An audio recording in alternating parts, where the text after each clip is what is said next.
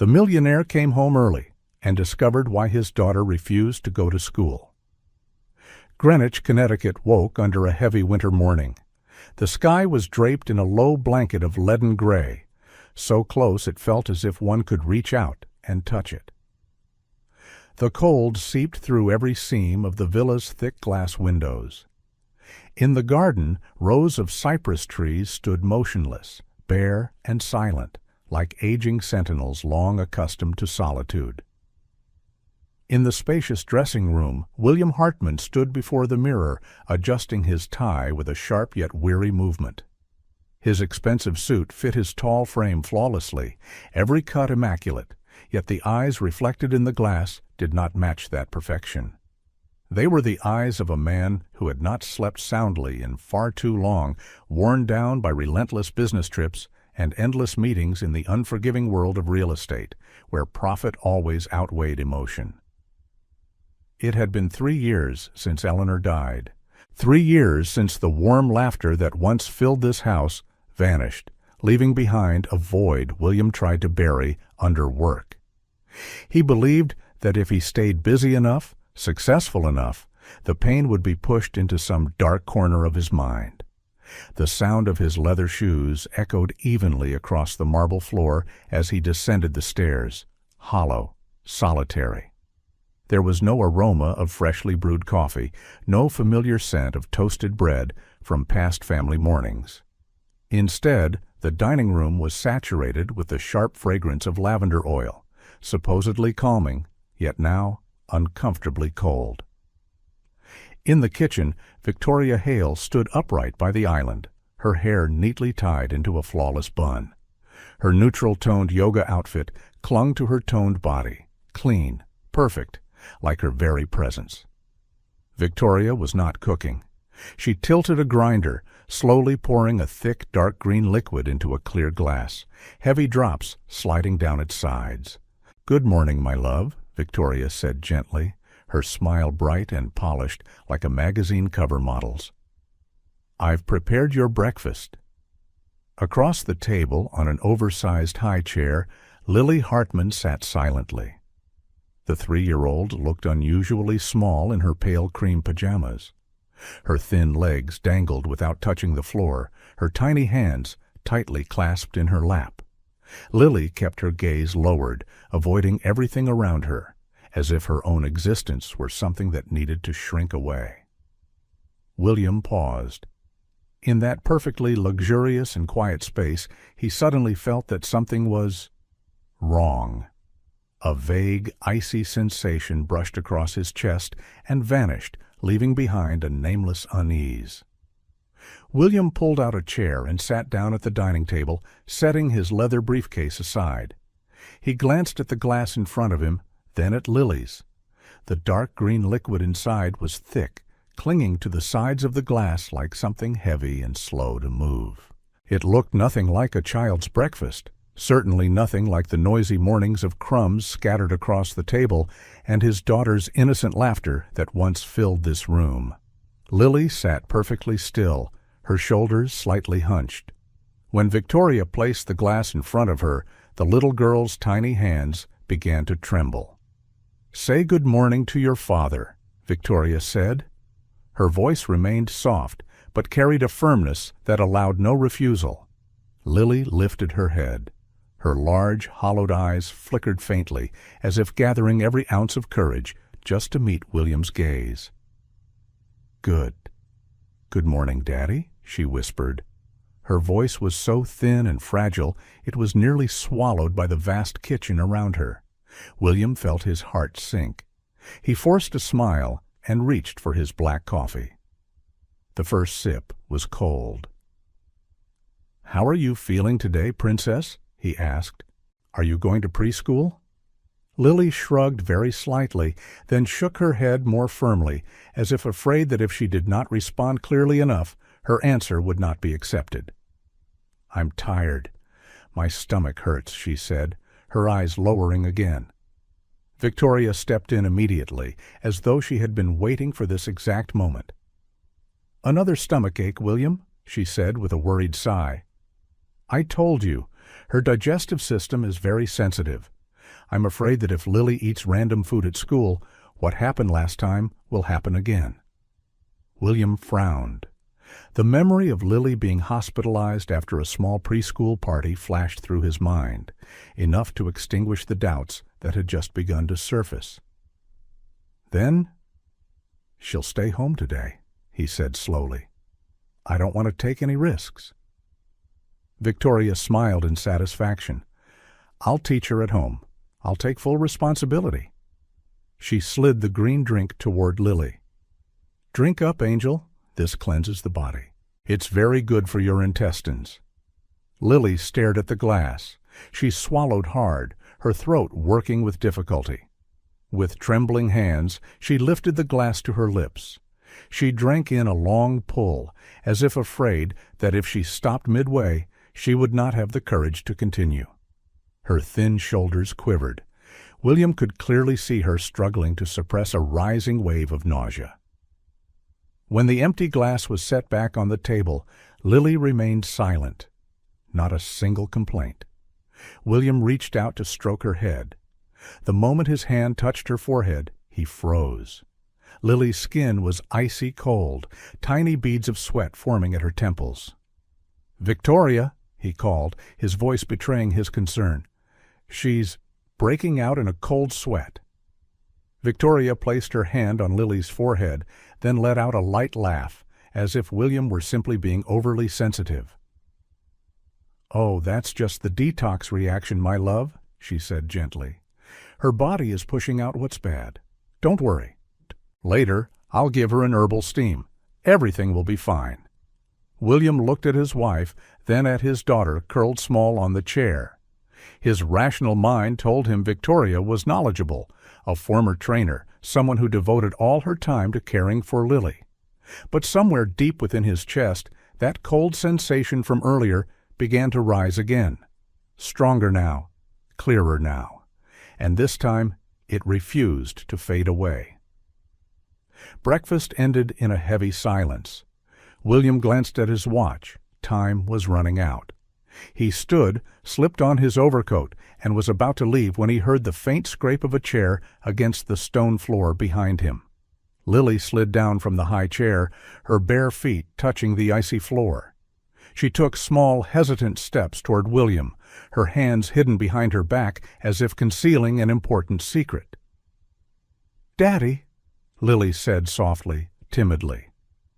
William turned and bent down to her eye level. "What is it, sweetheart?" Lily hesitated for a few seconds, then slowly brought her hands forward. In them was a sheet of paper folded into quarters, the creases crumpled from being clenched too tightly for too long.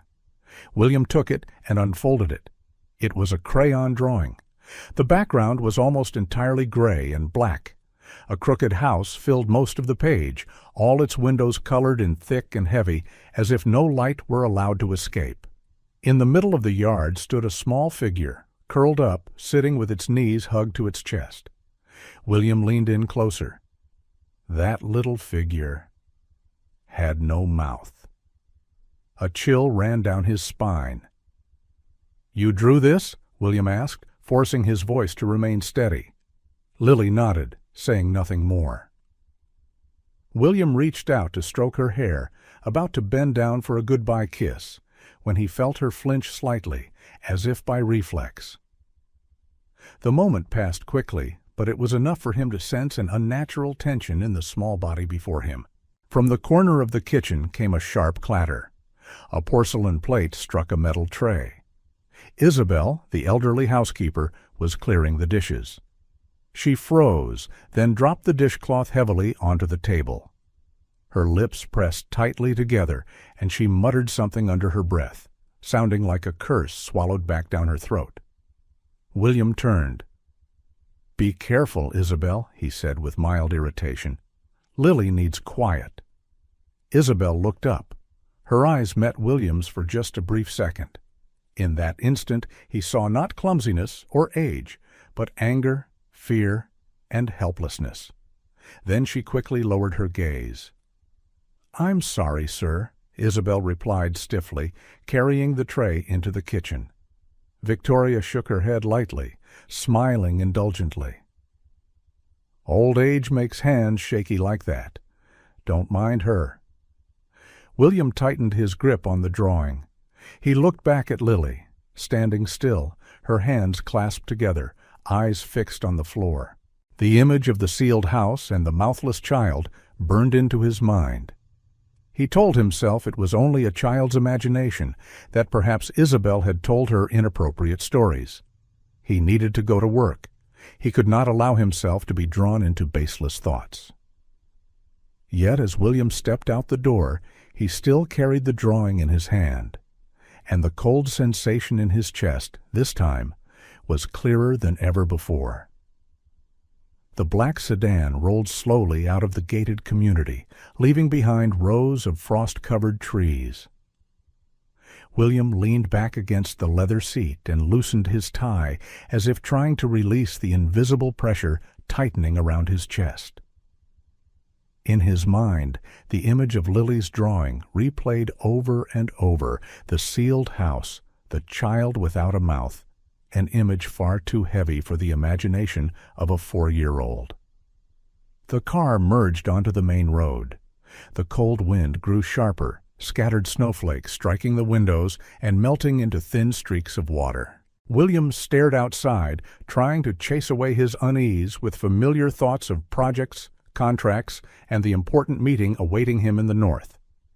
Suddenly, the crackle of the radio cut through his thoughts. "Breaking news!" The announcer's voice came on, grave and urgent. "An unusual snowstorm is sweeping across the central region. JFK International Airport has announced the indefinite cancellation of all domestic and international flights. Residents are advised to limit travel." William closed his eyes and exhaled slowly. His important business trip, the meeting he had prepared for over weeks, vanished in a single broadcast sentence. Yet immediately a strange feeling crept into his chest: relief. He did not know why, but the thought of returning home, of staying in Greenwich, Connecticut, caused his heart to ease by a quiet beat. "Turn the car around," William said to the driver, glancing at his watch. "We're going back home." The sedan changed lanes. As they passed a commercial district, the glow from a luxury toy store caught William's attention. In the display window stood a porcelain doll in a pink dress, poised proudly, her delicate face so perfect it seemed unreal. "Stop the car," he said. William stepped into the shop, the storm's cold air following him inside. He pointed to the display window. "Wrap that doll for me," he said without hesitation. "The most beautiful one." Holding the carefully wrapped gift box, pink paper tied with a red ribbon, William smiled. He imagined Lily hugging the doll, her eyes lighting up. Perhaps, just perhaps, she would forget the strange fatigue that had weighed on her these past days. On the way back, fragments of the morning surfaced one by one in his mind. The clatter of dishes, Isabel's resentful gaze, Lily's excessive timidity. A conclusion slowly took shape. Isabel. Perhaps the old housekeeper's harsh, negative presence had created invisible pressure on a child who was already sensitive. William's eyes hardened. He would deal with this, and when he got home, he would dismiss Isabel from her position. The car stopped in front of the villa gates as the snowstorm thickened. Wet snowflakes clung to the black iron fence, coating the perfectly trimmed bushes in a pale white layer, making the garden look as if it were frozen in a lifeless moment. The house loomed ahead, large, imposing, and completely dark. Not a single window glowed with light. William frowned. At this hour, Lily was usually watching cartoons in the living room, while Victoria often played soft meditation music. But now, there was nothing. No laughter, no familiar sounds of a lived-in home. "Don't honk," William said as the driver was about to do so. "I'll go in alone." He took the gift box, pulled his coat collar up against the cold wind, and hurried along the stone path. Snow crunched beneath his shoes. William slid the key into the brass lock and turned it gently. The oak door opened without a sound, the hinges so carefully oiled they felt suspiciously smooth. A rush of cold air swept inside, swirling lightly across the floor before fading away. The villa interior was utterly silent. This silence did not resemble the peaceful stillness of an afternoon nap. It was thick, heavy, like it was holding its breath. William froze in the grand foyer, his back against the door that had just closed behind him. The warmth inside was not enough to drive away the chill clinging to him.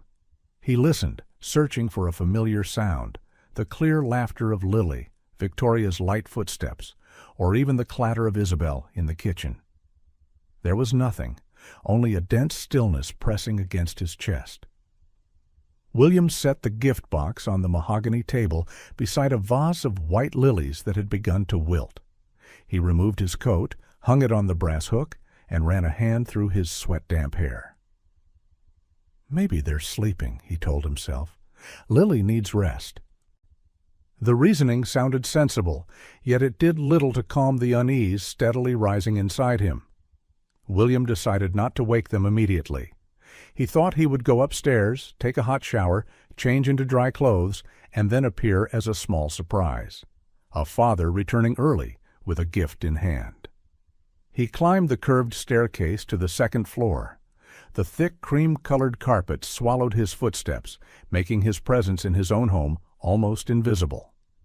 Peaceful landscape paintings lining the hallway slipped past his gaze. Images filled with light and freedom in stark contrast to the suffocating feeling blanketing this space. Halfway down the corridor, a strange sound suddenly tore through the absolute silence. Tick, tock, tick, tock. He stopped. The cold, steady sound echoed from the end of the hall, where the family room was located. It was not the sound of the antique clock, nor was it dripping water. William held his breath. A bad premonition flooded his mind, clearer and sharper than ever before.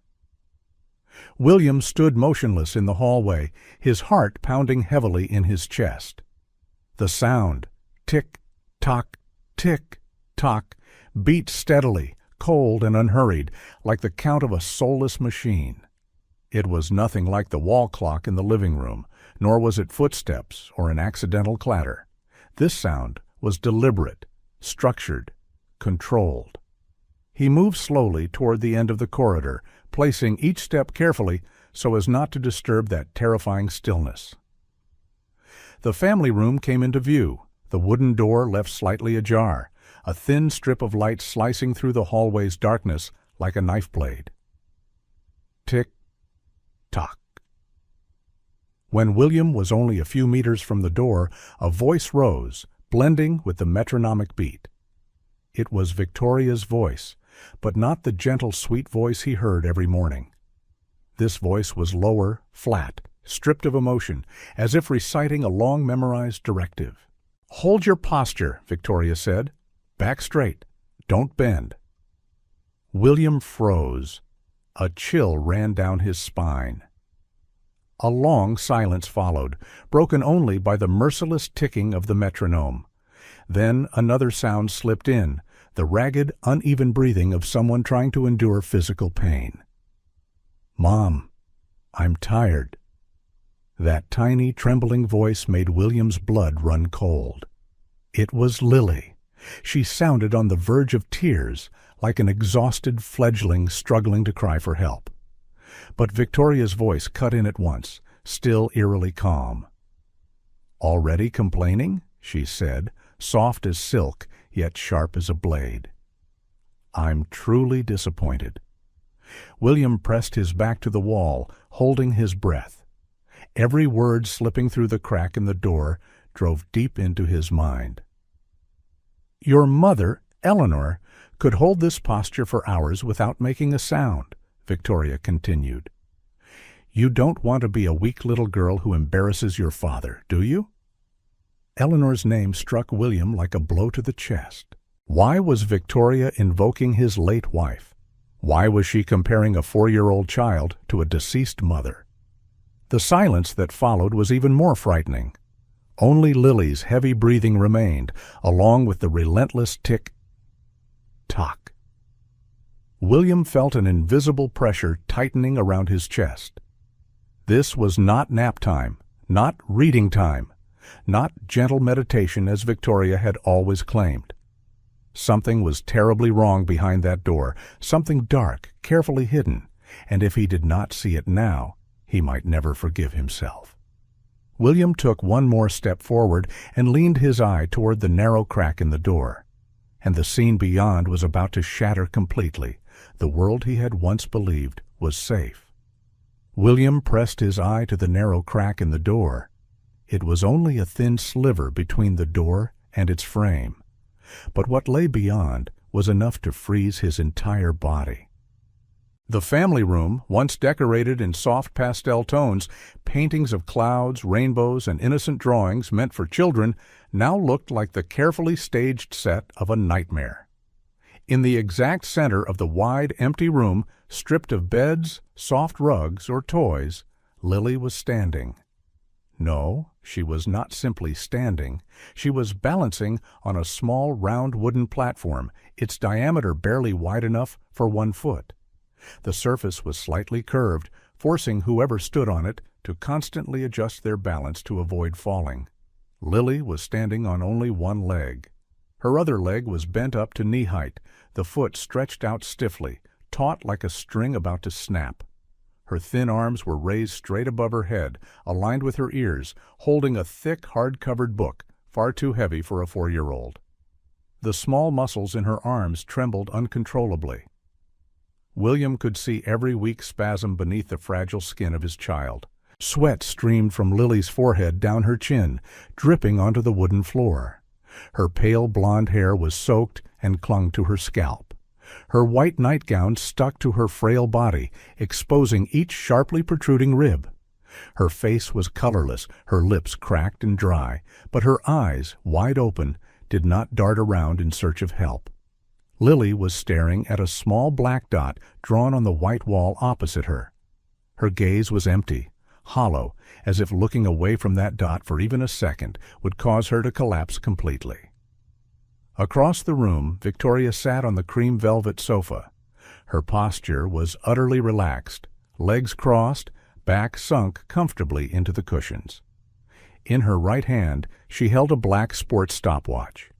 In her left, a delicate porcelain cup of herbal tea from which she slowly took small sips. Tick-tock.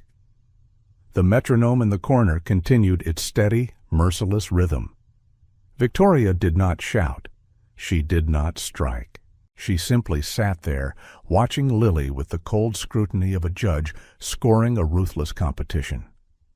Whenever Lily's supporting knee dipped even slightly from exhaustion, Victoria gave a faint shake of her head, as though disappointed by a minor technical error. "Concentrate, Lily," Victoria said, her voice gentle in a way that was deeply unsettling. "If the book lowers, I will reset the timer." William felt as though his heart were being crushed in someone's fist. Lily trembled more violently. She clenched her teeth, her thin lips nearly bleeding as she forced the book higher, pushing her tiny body beyond its final limits. Her entire frame quivered like a dry leaf in a strong wind. "Mom," Lily whispered, her voice so weak it almost dissolved into the air. I'm thirsty." Victoria did not grow angry. She merely glanced at the stopwatch. "Finish the exercise first," she replied at once. "Drinking water now will make you lose your balance. Try harder. Only 15 minutes left." 15 minutes. William felt the room spin. A 4-year-old child, standing like that. For how long already? "Your father will be very proud," Victoria added, her tone velvet soft while each word cut like a blade. "You must have the posture of a true young lady." At that moment, every fragment in William's mind snapped into place. The dizziness, the pallor, Lily's constant fatigue, her fear, her avoidance of school. None of it was congenital illness. None of it was a sensitive digestive system. It was exhaustion, the result of a fragile body being forced to endure what did not belong to childhood. A burning fury exploded in William's chest, sweeping away every remaining trace of reason. He could not and would not stand by for another second. William reached out and shoved the wooden door open. The hinges shrieked violently, like a gunshot tearing through the dead silence of the room. Victoria spun around in shock. Lily gasped in terror. In that instant of absolute fear, her supporting leg buckled. The tiny body collapsed onto the wooden floor. The heavy book fell with her, slamming down beside Lily's head with a dull, brutal thud. William felt as though his own heart had fallen with her. William lunged forward on instinct and dropped to his knees on the cold wooden floor beside Lily. The pink-wrapped gift box slipped from his hands, sliding across the floor until it struck the leg of the sofa and stopped. Inside, the porcelain doll knocked hard against the box with a dull clatter. But William did not care. All he could see was his daughter, small, fragile, lying motionless for a few endless seconds. "Lily! Daddy's here!" William cried, his voice breaking with panic. "Are you okay? I'm sorry. I'm here now." He opened his arms, wanting to pull her into his chest, to shield that tiny body from everything in the world. But Lily's reaction froze him in place. She bolted upright in terror, using both hands and feet to push herself away from William, as if he were the most dangerous threat in that moment. Her eyes were wide, filled with tears and absolute fear. "No! No!" Lily screamed, her voice shattered. "Don't come near me, Daddy! Please! Please!" William went numb. His arms remained suspended in the air, empty and useless. Lily shrank back against the wall, head bowed, unable to look her father in the face. Her body shook violently, far more than when she had stood on the wooden platform. I'm sorry, Mommy Victoria," Lily sobbed. "I didn't finish the exercise. I couldn't keep my balance. I'm useless. I ruined everything." Every word, every sob pierced William's heart like needles. "Please don't be mad at me," Lily continued, her voice choking with tears. "Don't leave me. I'll try harder. I promise." William felt his chest tighten until he could barely breathe. Lily was not afraid of the fall, not afraid of pain. She was afraid of him, afraid of the presence of her own father. In the twisted world she was living in, failing to complete this exercise meant a terrible crime, one that could cost her love. No, I'm not mad at you," William whispered hoarsely. He carefully lowered himself, keeping distance so he would not frighten her further. "I will never leave you. Do you hear me, Lily? Never." But Lily did not seem to hear. She only shook her head again and again, large tears dropping onto the wooden floor. "I'm so weak. I make Daddy ashamed. Mommy Victoria said so." William lifted his head, his eyes burning red as he looked toward Victoria. In that moment, he understood a brutal truth. Victoria was not only abusing Lily's body, she had invaded the child's fragile mind, twisting how she saw herself and the world. She had planted a cruel belief inside his daughter that her father's love was conditional, that if she was weak, if she failed, she would be abandoned. William bowed his head toward the floor, his hands clenched so tightly they trembled. Where had he been all this time? How long had he believed those smooth explanations? In that room, amid the suffocating scent of lavender oil and the metronome still echoing, William felt a part of himself shatter forever. Hurried footsteps echoed from the hallway, shattering the suffocating stillness in the room. Isabel appeared in the doorway, her silver hair hastily tied back, her old apron wrinkled and still scented with soap. When she saw Lily curled in the corner, William kneeling on the floor, and Victoria standing motionless, her expression changed instantly. No longer the usual quiet resignation, but fierce resolve. "Enough," Isabel said, her voice trembling yet firm. She moved quickly, gently but decisively, guiding William aside, then dropped to her knees between him and the child. Isabel opened her arms and pulled Lily into her embrace as if shielding her from a storm. Lily's body shook violently, but when she felt the familiar warmth, she began to sob in short, broken breaths, clutching tightly at Isabel's apron. "It's all right now, my love," Isabel whispered, her rough hand stroking the sweat-damp hair. "Isabel is here." She reached into her apron pocket and pulled out a piece of dry bread wrapped hurriedly in tissue.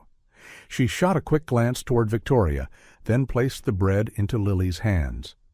For a fleeting moment, Lily's eyes lit up, a fragile spark of hope. She did not hesitate. She ate hungrily, as if she had not been allowed to eat freely for a very long time. Crumbs fell onto the polished wooden floor. William watched in shock. His daughter, the heir to everything, was eating dry bread in secret, like a starving child in her own home. Isabel looked up. Her eyes were red, months of restrained anger finally breaking free. "Sir," she said, her voice choking, "she made the child stand like that for 4 hours since you left. No lunch. No food. Only water." Victoria shifted, but Isabel did not stop.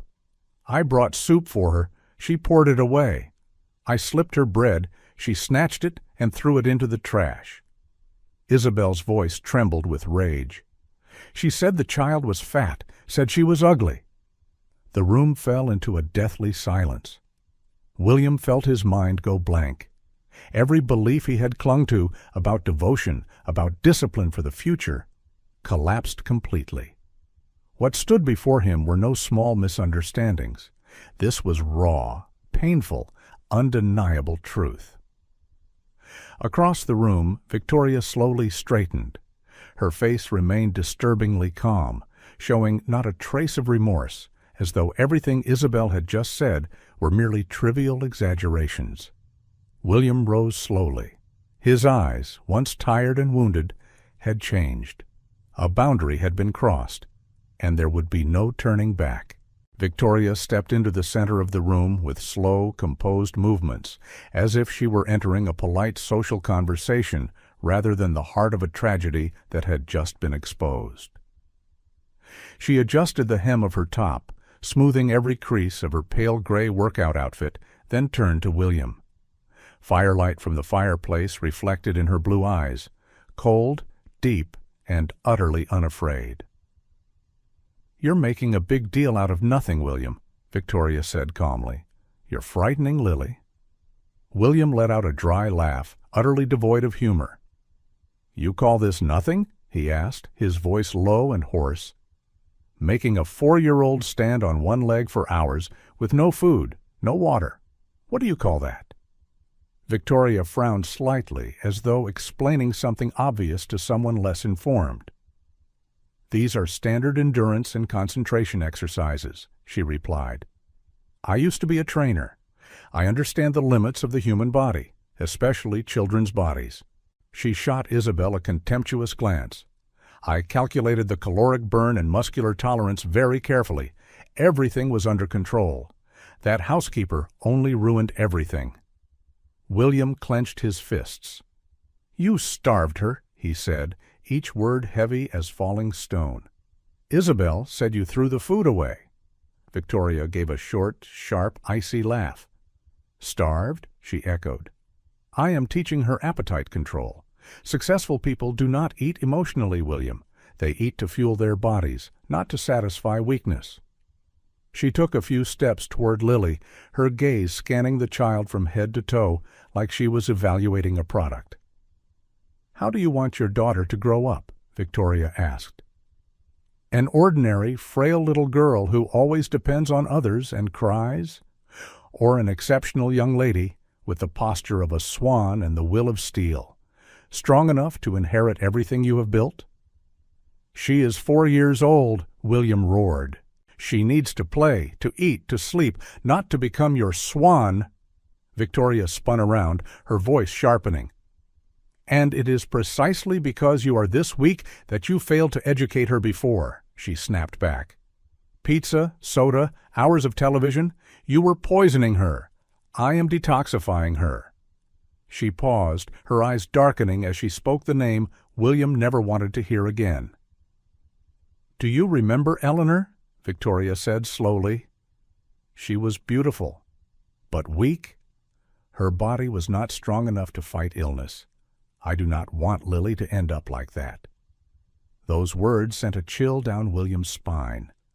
Victoria did not believe she was doing wrong. On the contrary, she believed she was a savior. William turned to Lily. The child was curled beneath the blanket Isabel had draped over her, still clutching the piece of dry bread like her only lifebuoy. From time to time, Lily furtively raised the bread to her lips, taking tiny bites, then glanced fearfully at Victoria as if terrified of being caught. In that moment, everything became clear. The morning stomach aches, the persistent fatigue, Lily's fear of school, her fear of eating. It was not illness, it was control. Victoria was not nurturing the child, she was building a cage, a gleaming crystal cage called discipline and future, to imprison Lily's childhood. Victoria inhaled deeply, seemingly convinced her reasoning had persuaded William. Her shoulders relaxed, her voice softened. "All right," she said. "We'll end early today. Perhaps you're not accustomed to professional-level training yet." She walked toward Lily and extended her hand. "Give Mommy the bread, Lily. That will just make you feel bloated. I'll prepare warm lemon water for you. Much better." Lily recoiled, shrinking back into the chair, clutching the bread tightly to her chest. William stepped forward and blocked Victoria's hand. "Don't touch her," he said, his voice low but so heavy it seemed to freeze the air in the room. The car door slammed shut, completely sealing off the world inside from the snowstorm howling outside. William sat in the back seat, holding Lily tightly against his chest, as if loosening his grip for even a second might cause her to vanish. Lily's body was frighteningly light, far too light for a 4-year-old.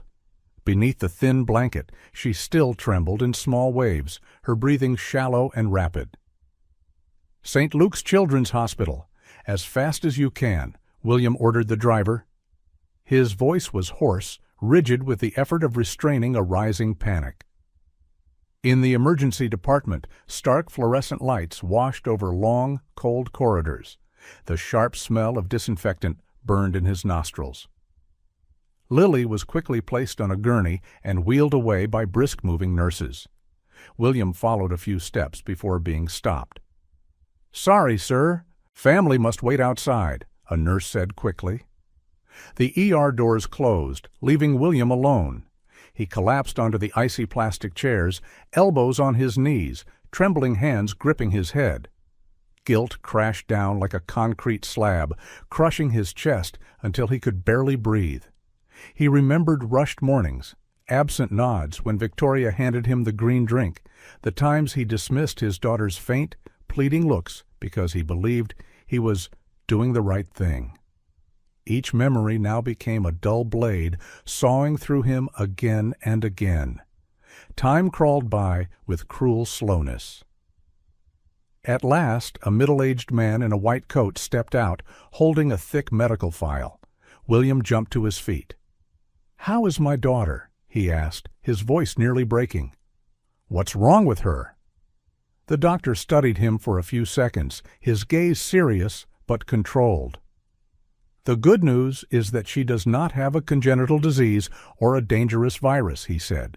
"But the bad news is—" He handed the file to William and pointed to the circled red indicators. "She has mild malnutrition, severe iron and calcium deficiency. Her blood electrolyte levels are very low, which explains the trembling, dizziness, and muscle spasms." William went numb. "The cause," the doctor continued firmly, "is usually prolonged carbohydrate deprivation combined with overuse of acidic detox juices. Her body simply no longer has enough energy to protect itself." A ringing filled William's ears. Before he could speak, another woman stepped out, a pediatric psychologist. Her face was gentle, but her eyes were deeply concerned. "I spoke with Lily privately," she said softly. "The physical problems can be treated. But the psychological damage is more complex. She paused. She shows signs of anxiety driven by perfectionism and early-stage eating disorder behaviors. "But she's only 4, William whispered. "Yes," the psychologist nodded, "and she believes she must suffer in order to deserve love. She is afraid to eat, afraid to make mistakes, afraid of being abandoned." William turned toward the glass window. Inside, Lily lay curled on the hospital bed, smaller than ever. A young nurse was trying to offer her a bear-shaped cookie, but Lily shook her head in panic, her lips moving as she whispered something that shattered William's heart. "I'll get fat. Mommy Victoria will be angry." In that moment, William understood something more painful than illness. His daughter had been imprisoned, not by chains, but by fear. William returned to the villa after night had fully fallen. The snowstorm had eased, but the cold still clung to every step like a silent reminder. The vast house greeted him with its familiar stillness, but this time it no longer felt grand. It felt like an empty shell, hollow and lifeless. William did not look for Victoria. He knew she was somewhere in the house, perhaps crying, perhaps convincing herself that she was the victim. But that no longer mattered. What he needed to do now was erase every trace of the nightmare that had taken root in Lily's life. He went straight to the family room. The door was still open. Under the white lights, the tools of the training lay scattered like evidence of a crime. The curved wooden platform, the thick hardbound book, the cold metronome. The scent of lavender oil still lingered in the air, making William nauseous. He gathered everything and stuffed it into a large black trash bag. As he pulled open the coffee table drawer, his hand brushed against something hard. William took it out, a black leather notebook, its edges worn from heavy use. He opened the first page. Swan Project, Launch Day. Each page he turned made William's stomach tighten. Carefully recorded figures: Lily's waist, upper arm, and thigh measurements. Calorie intake, mostly from vegetable juices. Calories burned through balance drills, standing exercises, and endurance meditation. In the margins were notes written in red ink. Day 45, legs still trembling after 30 minutes, below standard. Increase standing time by 10 minutes. Day 52, asked for sweets, weak spirit, like biological mother. Apply silent punishment for 2 hours. William felt sick. Something slipped from the notebook. He bent down to pick it up, a faded old photograph. In it was a girl about 6 years old, standing on the stage of a children's beauty pageant. Her face was heavily made up, her eyes red from crying. Behind her stood a woman with folded arms, her gaze cold and disappointed. William recognized that face. It was Victoria. In that instant, everything became clear. Victoria had not been born cruel. She was the product of a childhood twisted by perfectionist obsession. And now she was repeating that cycle of violence with Lily. The truth did not bring forgiveness. William closed the notebook. He placed the already signed divorce papers on the living room table, beside the vase of withering lilies. No words, no looking back. That night, William left the villa with all the evidence, and ended forever a dark chapter in his and his daughter's lives. The new house stood on the edge of the city, separated from the noisy main roads and the cold concrete blocks William had once been used to. It was a simple 2-story wooden home, no tall iron gates, no gleaming marble floors. Wide windows welcomed natural sunlight, and behind the house stretched a small yard where grass grew freely, not trimmed into rigid lines. William chose this place deliberately. He wanted Lily to live in a space without the pressure to be perfect. Isabel moved in with them. On the first day, she cooked a pot of hot chicken soup, its fragrance filling the warm wooden kitchen. William carried a bowl to Lily and set it in front of her with a gentle smile. "Eat, sweetheart. Isabel's soup is delicious." Lily sat on the low chair, her back unnaturally straight, as if an invisible metal rod were attached along her spine. She did not lean back. Her tiny hands trembled as they held the spoon. Lily scooped a very small spoonful, brought it to her mouth, and chewed slowly, her eyes never leaving William. 1, 2, 3, 10. She swallowed, then stopped. I'm full, Lily whispered, setting the spoon down though the bowl was nearly untouched. William felt his heart tighten. He knew she was not full. She was afraid of eating too much, afraid of doing something wrong, afraid of something vague yet deeply rooted that had turned even her most basic needs into a kind of guilt. In the days that followed, things did not improve. Lily moved about the house as lightly as a cat, trying not to make any noise. She would only eat boiled vegetables and drink plain water. Whenever William invited her to play, Lily shrank back, her eyes anxious. Did I do something wrong, Daddy?" The question repeated again and again, each time cutting into William like a fresh blade. He understood that leaving the villa was only the first step. Victoria had left, but her shadow remained, in Lily's rigid movements, in her cautious glances, in a fear so deeply ingrained that the child was now policing herself. Each night William sat alone, watching his daughter curled on her new bed. He understood that simple reassurance was not enough. He could not just say, "Everything is fine," and expect the wounds to heal on their own. If Lily was ever to be truly free, he would have to teach her how to live again, through action, through patience, and by showing her that the world does not collapse just because she is not perfect. And William knew that the road ahead would be longer than he had ever imagined. On a gentle sunny afternoon, light spilled across the wooden porch, scattering warm golden streaks over the floor. Lily sat on the steps, her head bent low as she arranged small pebbles into a perfectly straight line, her movements obsessively meticulous. Each stone was adjusted several times to make it align precisely, as though even the slightest misplacement might cause something terrible to happen. William stood behind her, holding a paper bag. He took a deep breath and stepped onto the porch. "Lily," he said softly, "I have something for you." He opened the bag. Inside was a tub of rich chocolate ice cream, the very thing Victoria had once called poison for the body. At the mere sight of it, Lily flinched, her hands immediately slipping behind her back. "No, I can't," she whispered, her voice trembling. "That's bad. Mommy Victoria said if I eat it, I'll get fat. I'll be punished." William felt his throat tighten. He did not argue. He did not explain. He simply sat down on the wooden floor, stretching his legs out comfortably, a posture completely opposite to all the rigid discipline Lily had been forced to follow. "Then I'll eat it by myself," he said, deliberately making his tone brighter than usual. William opened the container, scooped up an exaggerated spoonful, and ate it with intentional clumsiness. Cold ice cream smeared onto his lips, dripped down his chin, and even left a brown streak on his nose. "Oh, no," William exclaimed, laughing loudly. "I'm so clumsy.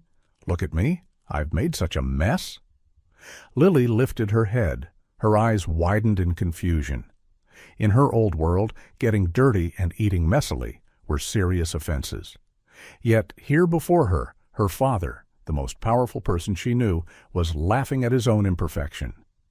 Isabel, watering plants nearby, laughed as well. "The master really is greedy," she teased warmly. There were no scoldings, no metronome, no punishments. Lily hesitated for a long time. Then she timidly reached out and lightly touched the smear of ice cream on William's nose. The coolness made her shiver softly. She brought her finger to her lips and tasted it. Sweetness spread, gentle and surprising.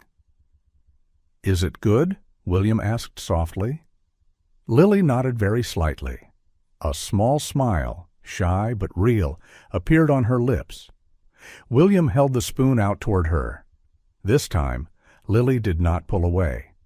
She opened her mouth and took a small bite, then another. And for the first time in many months, a clear, childlike laugh rang out on the porch, fragile yet full of hope, like a green shoot breaking through cold soil to reach for the sun.